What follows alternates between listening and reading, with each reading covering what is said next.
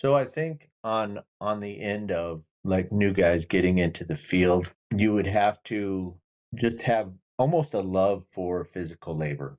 If you do not like doing hard stuff, just getting dirty and stuff like that, I wouldn't suggest this job for you. But on the other end, the rewards are really great. Some of the things I've really loved is just there's such a sense of job completion when you get done with so many electrical projects. And that's one thing that's always been just a great sense of pride for me. And it's funny, but sometimes if I've been working in the dark forever and then I finally get that light on, it's weird, but that's one of my most favorite. I'm just like, wow, that's really cool. The Job Guppy podcast is on a mission to help career explorers and job seekers find out from real people what a specific career or job is really like on a day-to-day basis. Join me, your host, Chris Hodges, as we dive in and explore jobs with each guest. You'll hear from experienced working professionals with transparent, realistic, and job-specific insight about the daily roles and their career journey. We go on to explore other topics like job search recommendations and income and salaries. You'll hear answers to questions like, do I need to go to college for this job? How much college? What is your work-life balance like? What do you like or dislike, or what would you do different? And if you don't like what you hear about one job role, we discuss alternative job titles to explore related to the same industry. And my favorite part is the end where the guest shares their inspirational insight and recommendations for the next person wanting to get started on their career journey. Josh Grooms joins us this episode as we explore some of the roles and career opportunities as an electrician. It turns out there is a pretty good variety of work in this career field, and it seems like opportunities abound. Josh didn't start out to be an electrician and was on his way to starting a career in carpentry when an entry-level position opened up for him in a local union. Now, he is a master electrician with multiple years in the industry and just recently started his own company. Josh gives the nitty-gritty of what it takes to be an electrician.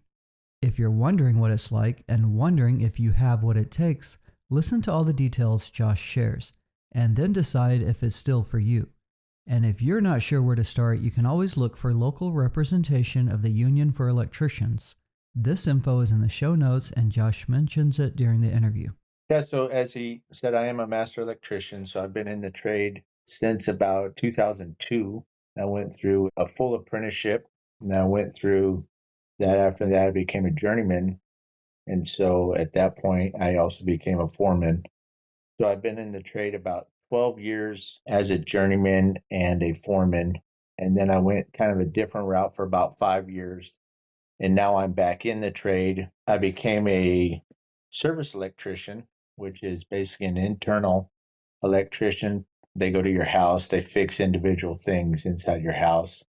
And just recently, about the past 6 months, we started our own business, which is Prodigy Electric. So that's been a humongous change in my life. It's a lot more than just being an electrician. So that's been a really nice change and exciting. So where I'm at right now. So that's great to have a large breadth there to go through. If you could kind of walk through what is that like, if you were to kind of think of today as Tuesday. So if you were to kind of like go through your Monday, your Tuesday, what's the rest of your week look like? Kind of our bread and butter right now has been dealing with remodel houses or just houses that have gone down to the bare bones and going back and doing those. And so this week we've actually been working on a great big kitchen remodel. It's been kind of crazy. It's been up in the attic a lot. It's been climbing up to the top of ceilings, a lot of demo work, tracing out circuits, figuring out what circuits need to go where for the different appliances he has. I'm also finishing out another job. It's a smaller house that we did. It's all metal frame, which is kind of unique for residential. But we've been getting into the finishing stages of that, getting into some roughing, just the exhaust fans, some lights, just a little bit of finished wiring all over. And then in between that, we kind of do a bunch of little service calls. Like tomorrow, I'll be going and looking at this guy's lights for a commercial establishment. He called me and just said he had a bunch of lights out. So on that, we kind of do a diagnostic, and you get into that. Just from being in the trade a long time, you get experience to learn where things have gone wrong and what to look for at that point. So we call it a diagnostic, basically just starting in and seeing what the actual problem is. So we kind of cover the gamut right now. we're doing whatever seems to come in right now. We haven't narrowed our spectrum down to one specific thing right now. So you actually mentioned you mentioned residential, you said commercial in there at one point. So you're kind of covering all of those. Would that be the industries people look at? Are those kind of like the two industries, or are there more than that? When you say commercial and you say residential, is there other industries, just out of curiosity? You really got kind of those three sectors. You've got industrial, you've got residential, and then you have your commercial. And so industrial has its own complete segments. I mean, you got specialized guys inside industrial that are dealing with just maybe one little warehouse. They're dealing with one specific job for a lifetime sometimes. And that's good. We don't have to get into the industrial, but what I like to do on these interviews is talk about what you do, but also as somebody's listening and, if this piques their curiosity, they want to know the different avenues they can explore, gives them some keywords to go look up. So now they know there's kind of three key industries. As an electrician, if you're talking to somebody in high school or somebody that's already in a career field and they're thinking they want to know more about being an electrician, like what kind of stuff are you doing in a house? You're rewiring lights, you're looking at appliances. Are you doing obviously you're doing a lot of manual labor, you're climbing. So a lot of people don't really realize it, but when you become an electrician, I mean, if you start when the house contract is signed, I mean, you're starting in the dirt. You're digging for conduit, you're running conduit underground. So your first couple weeks with a house, you're just in the depths of it. You're getting dirty every single day. If it's hot out, you're dealing with that. If it's wet, you're dealing with that. In the commercial world, I'd say starting out, you would be almost solely digging, just kind of a grunt labor. In the residential field, they kind of have you go different aspects, and you are more of just dealing with whatever kind of your foreman would have you do. I think the residential side tends to have a little less physical labor just because there's not as much heavy stuff. But on that end, you're also dealing with attics, and they can be a nightmare, especially here in Texas. I mean, I'm in attics sometimes at 140, 150 degrees, and you're sometimes crawling, you're sometimes just stooped down, you're in there for long periods of time. So a lot of times when you're in attics, you're either chasing out circuits that have gone awry somehow, rats eat them, whatever. We run into all sorts of stuff in attics. When you do that, are you literally just like holding your hand and going down the wire, or are you measuring at different places? Like like kind of walk through an example of if you were tracing one of those down, what does that look like? Sometimes we are. Sometimes it is just a physical tracing out of the wires. We gotta see where rats have gone. I've been in attics before where I'll just find the starting point where it came up out of the wall, just run my hand along it. Exactly. Just follow it for 15, 20 feet, see if there's any damage on the wire. And usually we'll realize something's wrong with the wire before we even get to that point. But a lot of times we're doing that. So we get into attics a lot as residential service people.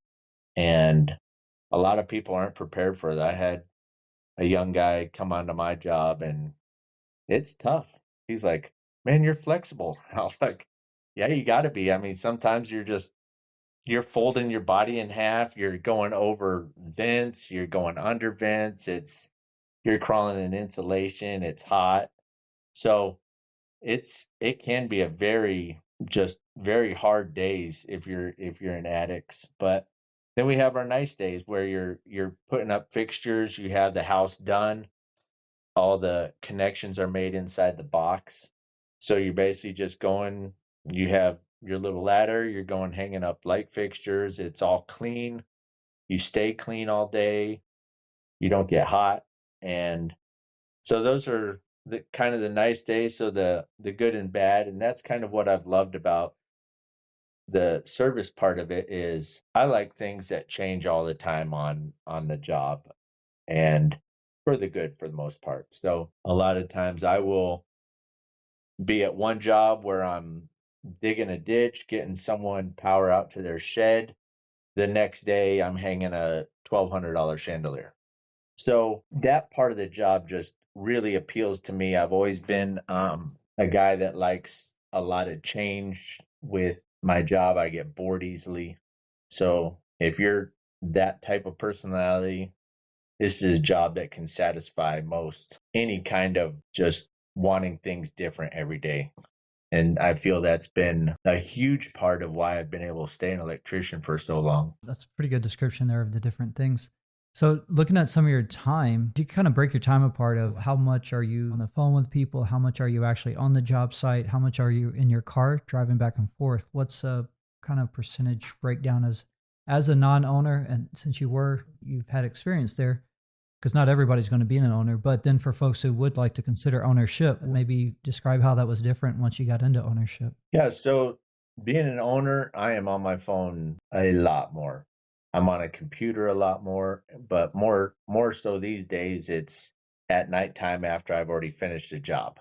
So I have a lot of times I'll get done with the job, come home, eat, clean up, and then I'm on the computer for 30, 45 minutes trying to do bids, just following up with people on emails, different things like that. And as a service tech, and you've got to realize that service tech is a really isolated portion of the electrical field. There's not a lot of guys that do it. You usually want a lot of experience before you jump into the service field because you never know what you're going to jump onto that day. But as a service electrician, I was in my car a lot. I did usually a couple hours of driving a day.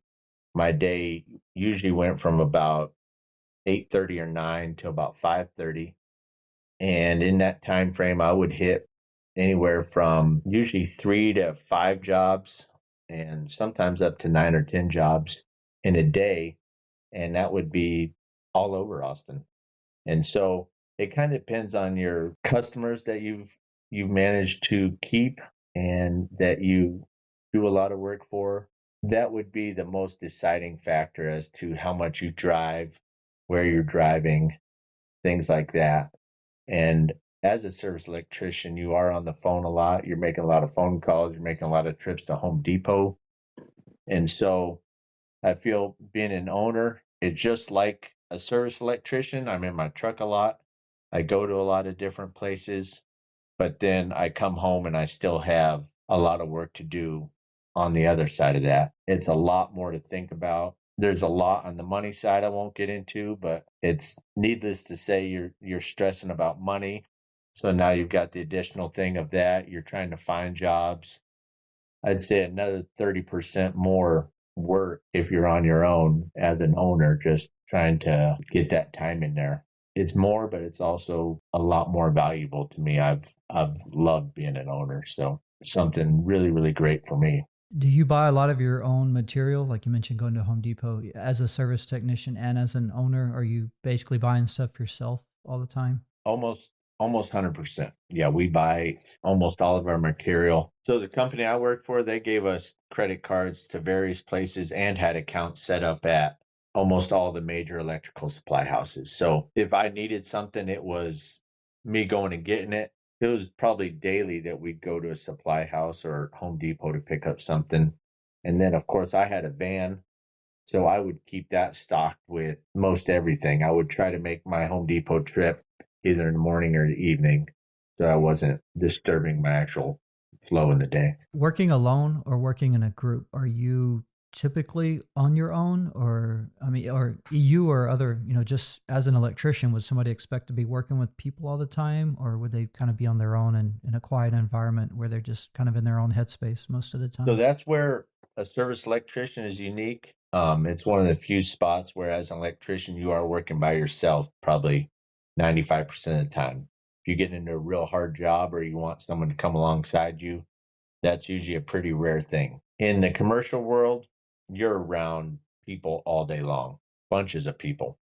And so if you like people, a service electrical job is not for you. And even as an owner, you're kind of isolated from other people because we can hire on people, but it's just not always interacting with them 100% of the time. So I am still by myself a bunch of the time. And that's one thing I've found that I kind of excel at is just working on my own, knowing I'm responsible for that day, how everything went. And so it's really nice on that way. But at other times I was like, I work with someone, I was like, man, I really miss working around someone. So it works out both ways. In the industrial and commercial side, you're definitely going to be working in a crew of guys. And even in residential, if you get on a crew where you're working with new house builds, you're going to be working with 3 or 4 guys too. It's kind of a really isolated field being a service electrician. I'm glad that we're getting that aspect of it, that you're a service technician and the ownership, because the more I can make little niches with different people's roles, the more I can say, okay, here's an electrician as a service technician. These are the qualities that are good for somebody that wants to do it this way, or here's somebody else wants to do it this other role as commercial. Here's some of the qualities they may. Somebody's going to line up with those different things. They're going to listen to you and be like, I don't like what I'm hearing, but he mentioned this other thing, or I really like what he's saying, getting to work by himself. Job's always changing. I'm going to go see what I can do for a service technician instead of pursuing industrial. That's really actually good that we're able to talk about it in those niche kind of ways. On that end too, Chris, the service electrician, you probably wouldn't ever really get into that field of being a service electrician without probably, I'd say, a minimum of 5 or 6 years experience, just because you hit so many different aspects of the electrical field. Most guys start on a crew of residential or commercial and then just kind of work their way up through all the different aspects, just from basically a day laborer on up to just doing minor switch outs of electrical. And then you really kind of get into the heavy work, this stuff that makes a lot more thinking. How did you know this is what you wanted to do? Before you got into it, when you were, whether it was high school, whether you were already working somewhere, and how did this come into your life, and that you knew this is what you wanted to do, and what was your career path, and what was that journey like? Well, to be honest, it was one of the first jobs I held at for more than about a year. So that told me something right there. I liked all the different aspects, as I said before, but when I got into it, I was actually in between jobs. I was going to go be a carpenter with my brothers, and then the union called me and said, "Hey, we have a spot open for our apprenticeship." In a very short time frame, I became a union electrician, and honest to God, I had no idea what an electrician did. I didn't know electricians dug ditches. I didn't know they shoveled as much as they did.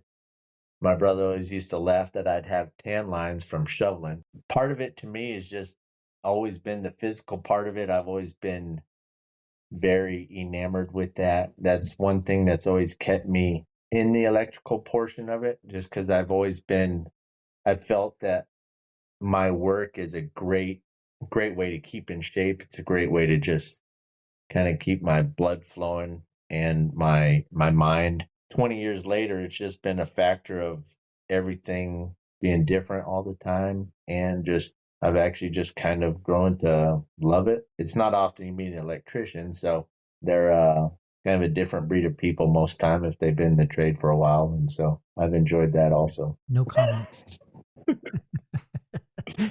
because I know a few electricians. So you talked about how did you know, and it wasn't so much that you just went all out into this. It's just you stumbled your way into it, and you realized you liked it after you got going on it. Yeah. What is that career path kind of like as you worked your way up? So when you get in, you are just learning the trade. You're learning all the nomenclature. You're learning how to climb a ladder. You're learning how to shovel. A lot of people have never done physical labor to that end. So a lot of times it's almost like boot camp. They say, go here, go there, do this, do that. And then that's probably a solid year and a half where you're just listening to people just tell you stuff. You're learning what things are. So you're like, okay, he's about to do this. I'll try to get this ready. That first year and a half, maybe 2 years, kind of depending on your learning cycle, you're just chasing things. After that, you can get into probably what most people would consider like homeowner type style, where you're replacing fans, replacing receptacles, switches, little things like that. In my aspect, I was in the commercial part. Well, basically my whole start of my career, I was in commercial. we were working in a bunch of schools at that point. So I would start on wire crews where you're pulling wire for real long distances. There's a lot of dealing with other guys, and you're just doing finish out for days. You're just putting in receptacles, you're putting in switches, whatever the case may be, putting on boxes. And then after that, I feel like you can kind of go into a portion of the trade where they say, hey, we can see you can do pretty much anything on your own. So we're going to let you go into this section of the building and do this. What I found I was really kind of found a niche for was conduit bending, which is big conduit. So 2 to 4 inch conduit bending. A lot of times I would go into electrical rooms and get like the main infrastructure of the electric room out. So we'd be bringing in a lot of big conduit, bringing out a lot of conduit, and then connecting all the panels inside of the room. That was kind of my niche for a long time. And then I got into industrial, and that's a whole different ball game. If you find yourself kind of going up, you find yourself doing these large projects, but a lot of times you have 2 or 3 guys under you.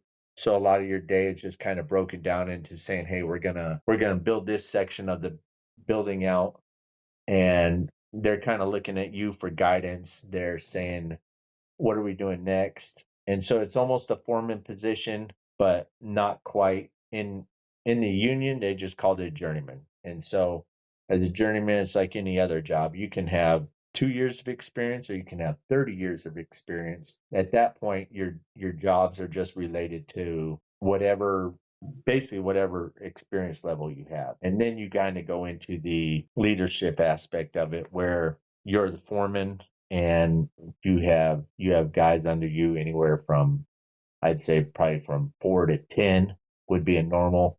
And then you start going into really big jobs. Like I worked on Samsung, and they had foreman, and then one guy who was over the head of the job. That job probably had 200 to 300 electricians on it. So there was just layer after layer of leadership that was needed on a humongous job like that, just because you have so many moving parts. And then in the residential side, it's kind of the same thing. You're just learning your way into the business, but it's a much quicker learning curve. There's a lot less than commercial. So I feel like it's a quicker path learning how to wire up a house than wire up a big building. So you can progress a lot faster on that. And then after 1 or 2 years, you might actually start running new circuits from a panel, run them all the way through an attic. You're drilling holes.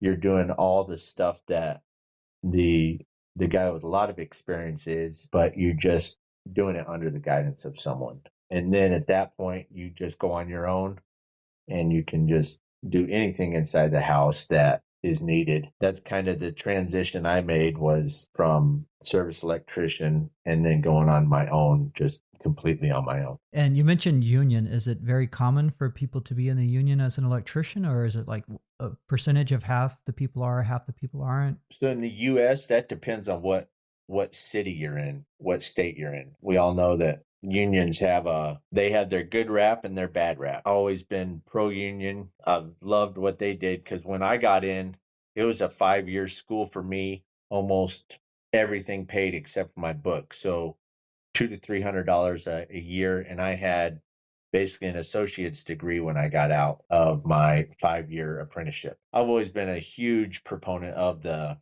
union, but in Texas, we're a very small minority. Texas is not a union strong state.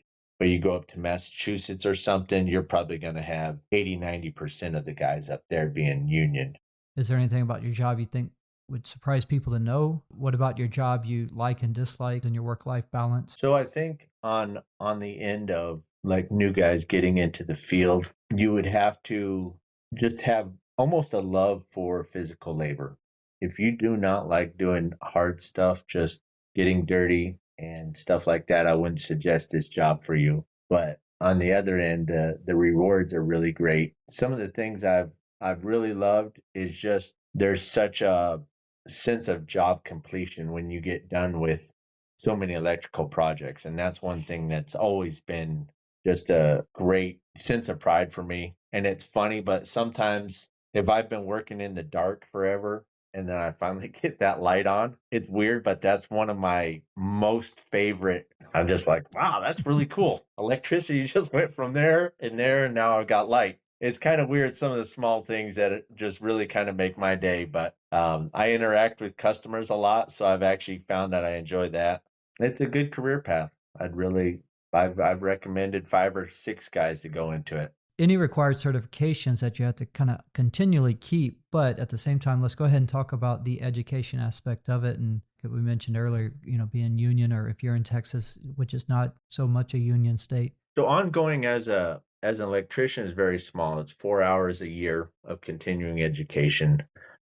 Very simple tests. Nothing that you can't do without just a little bit of study. On my level, I went from an apprenticeship, which was just an apprentice license. Anyone can get that.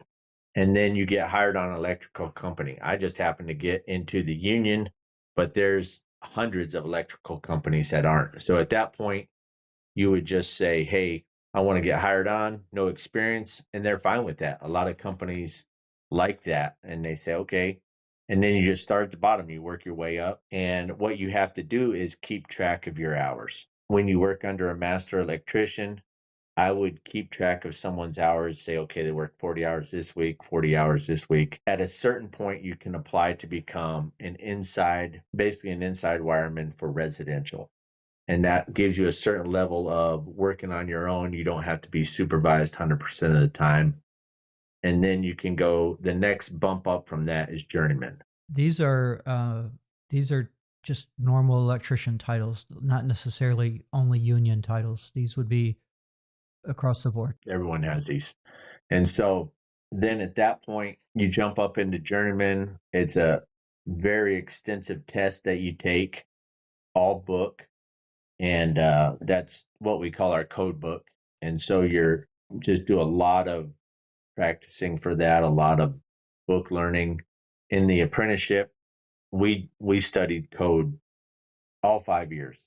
And so we didn't really take code till about our fourth to fifth year is when most guys took it, because that's when you have your hours built up. And I want to say it's 8,000 hours, but don't quote me on that, but 8,000 on the job hours before you can even apply for your journeyman. And then after that, it's another 2,000 hours, I think, before you can apply for your master's license. But you have to have a minimum of 6 years experience for your master's license. So it all kind of builds. You go from just apprentice license, which is $15 a year, no experience, nothing needed.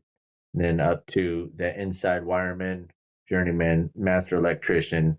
And then we don't have anything more than that. You can get specialized classes and stuff for different things. But at that point, I could sign off on the biggest frost tower in downtown Austin, in essence, based off my experience. So, do people, let's say they put all the years in and the hours, but maybe they don't want to get into the leadership? Do you see a lot of people that just have a lot of years of experience that kind of stay at certain levels without getting into leadership? I mean, it's not like they have to do that, right? No, it's just like any other job out there. We all see those people they've been a bookkeeper their whole 30 years and never gone into the role of a manager. And it's the exact same way in electrical. A lot of guys don't like having other guys under them. They like being able to just say, hey, we're doing this today. I go home. I don't have to think about anything. My day's over with. That's a big thing. And especially in the union, you see a lot of guys like that. You'll see guys with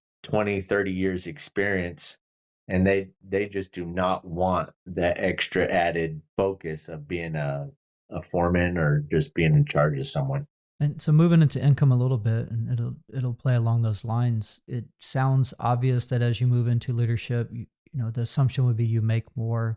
I don't know if that's true or not, but does seniority also, if you don't move into leadership, do you also have room to grow financially just with senior, maybe not seniority, but your tenure, your length of, those folks that are not in leadership but have been there for 20, 25 years, are they growing financially as well? Are you better off financially going into leadership? And then the income in general, how that plays out in rough figures. As an electrician, most guys aren't going to get abnormally rich. It starts out as a beginning helper. You're looking at just most other jobs, 13, 14 bucks an hour. And then it can go up there. In the union, if you didn't get into leadership, you're capped at about 38 bucks an hour, but they had a super good package for your health and insurance. But if you kind of stay at that level, there's not a lot of monetary growth. It just kind of stops. They give basically a yearly increase, but everyone kind of gets that. Your years of experience don't really correlate to a lot more money. And so when I got my master's license, that's when I really started saying, hey, I can really kind of move up a lot on the monetary side of it. I feel like a service electrician down here in Texas, and this is another thing that's very, very dependent on the state, your location, all of that. Because I'm on different websites and see guys saying what I get paid. There's like, dude, there's no way in the world we could make that. And then you see guys in New York City saying, well, I get paid 1.5 times that. So it's very, very dependent on your locale, just as in any other field. I'd say down here, a really good electrician is probably making somewhere around 75 to 80,000. And then if they're in leadership, so they have a crew of guys under them, they're probably bumping up to the 110 to probably 135 range. And then after that, it's very specific on the person at that point. That's a good way to look at it, because we're talking about things here in Texas, but you never know. Like, and this is what I would hope somebody, listening all across the U.S. or international, but most likely U.S., that they need to pay attention to where they live. They're looking into getting into this, and they want to look at ways to strategize ahead of time. These are the things they need to look out for, being a union state or not, being a location they're in. These are the things they need to look into as they're pondering and exploring this career field. They may do some exploring and realize in their area they got a pretty low cap. They may decide, oh, that's not where I want to be. Or they may say, wow, I didn't know it could be so good. Like, yeah, I definitely want to jump into that. If I can jump in a second there, one thing about electricians is we're very dependent on the ground, how the weather is. So a lot of these states that get snowed in, a lot of people don't really think about it, but they're not working full time during the winter a lot of times. So we have it nice here in Austin. We 100% year round. But you go into Michigan, some of these places that have hard freezes, hard things like that, just hard winters, you're not going to be working. And so a lot of times you got to be a lot better at saving your money, just a lot more frugal. So that's another really important consideration if you're thinking different parts of the U.S. I'm glad you mentioned that. And on the job search itself, are there electrician websites that are known to go look for jobs, or do you go to Indeed or Monster.com? If someone wants to get started and they're wondering, where would I start off looking for jobs at, where would you advise them to go start their job search? Just to read job descriptions, if nothing else, and see what kind of electrician jobs are available in their area. My first thought has always been the union. That's how I grew up with it. So my first thought is I've always recommended the union. It's called the International Brotherhood of Electrical Workers, the IBEW. And so at that point, you can find it in almost every state has multiple cities with that organization that they can go into. And recently on some of the social media, LinkedIn has different guys looking for electrical places. You would basically just start looking at the websites of individual electrical businesses and seeing if they're hiring. And then just go from there and say, I'm a beginner level, intermediate, whatever experience you have. And they're very, very specific about that kind of stuff. They'll say, yeah, we want a guy with journeyman's license. And then that way they know they're getting at least a certain level. Starting to get into the wrap up phase of it. This kind of gets more into the advice section. What advice would you offer that maybe you haven't already advised? And I'll let you end it both with advice and the inspirational words that you'd like to give to the the next young person getting started on their career journey? I'll just turn it over to you and let you wrap it up with that. So my best advice would probably just be to look into all the different areas of electrical. There's hundreds of them. If you have that kind of level of want to, you can find any source of electrical that you want to. Stuff to keep you clean, stuff to keep you dirty. It kind of just varies on what you want to do, but just do your research and find companies that have a good name. For inspiration, I've always just been a very, very hard worker. So I can always say, just put your nose to the ground, get it done, listen to people, try not to let superiors knock you down. It's a tough world in electrical. And if you do, hit me up. I can give you some advice. I appreciate your time here. Thanks for offering that. Well, thank you, Josh, for your time. I'm going to end it with that and say that's a wrap. If you like what you hear and want to take the next steps in exploring your career after listening to an episode, go to jobguppy.com to see a summary and helpful links to things mentioned during the interview, like industry-specific forums or websites, example job searches, career ladders, and degree programs or trade school recommendations. The hope is you now have more information than you did before from the guest on the podcast to help you move forward with the next steps on your career exploration journey. Tune in each week as Job Guppy continues to explore a million jobs in the sea.